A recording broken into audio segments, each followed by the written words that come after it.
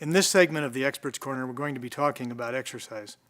Exercise is one of the key ingredients to a healthy lifestyle. Unfortunately, a third of all adults in the U.S. are sedentary, and 2/3 don't get enough leisure time physical activity to meet the basic requirements for health. It's been said that only the healthiest of bodies are able to withstand the rigors of inactivity. And I like that quote because I think it's true. Well, there's 5 different types of exercise, and I'd like just to spend a minute on each one for you. The first is what most people think of. It's cardiovascular or aerobic exercise. That's exercise that requires basically moving large segments of our body, large muscles, over time, repetitively. And for that, we have an acronym. It's called FIT, F-I-T-T.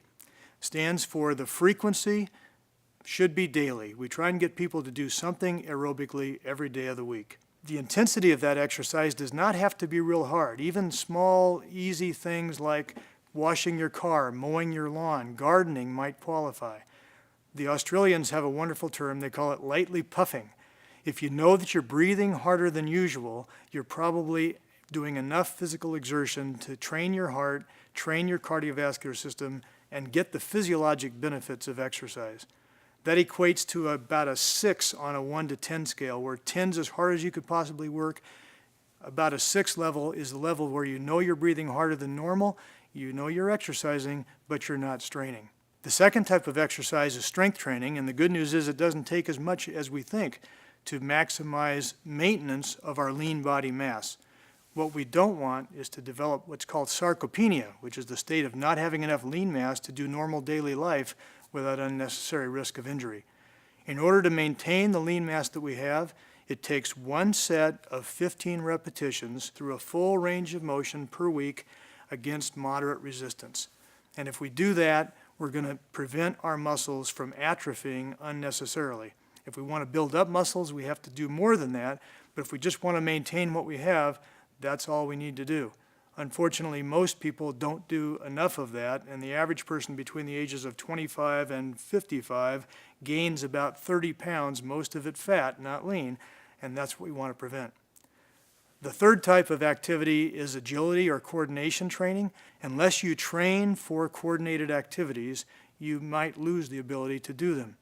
So for example, if I'm just working out in a gym and I have one plane range of motion in a seated bench press as an example, the rest of my body is not supporting that key weight, and because it's not supporting that weight, I'm strengthening the one muscle that I'm moving, or the 2 muscles, but I'm not using my balancing muscles, my anti-gravity muscles, to support that one motion. So skipping, hopping, dance, bowling, golf, tennis, any of those activities require different forms of neuromuscular movement, and it trains your body to be totally fit. The next type of exercise is flexibility.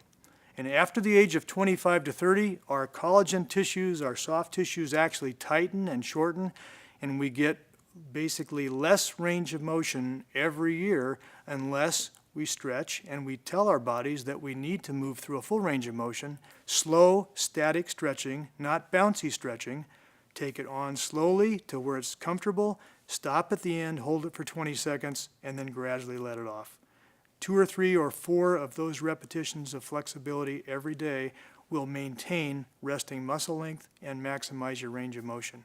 And the last type of exercise is what we call sport-specific exercise. There is a rule called neuromuscular facilitation and sport specificity. We tell athletes that if they want to get better in a sport, it's not just enough to be strong and flexible. They also have to figure out ways to train just so their body becomes used to doing exactly the motions that are used in that sport. So if you're a golfer, we want you to reproduce the golf swing motion. If you're a tennis player, it's this tennis motion. If you're a bowler, it's the bowling motion. Whatever you train for is exactly what your body learns to do better. The bottom line is to be a healthy individual, to offset the aging process, to maximize your performance in life with strength, range of motion, and agility. We need to be daily active. We need to do cardiovascular work, resistance training work. It doesn't have to be weights, but something against resistance to maintain our lean muscle mass.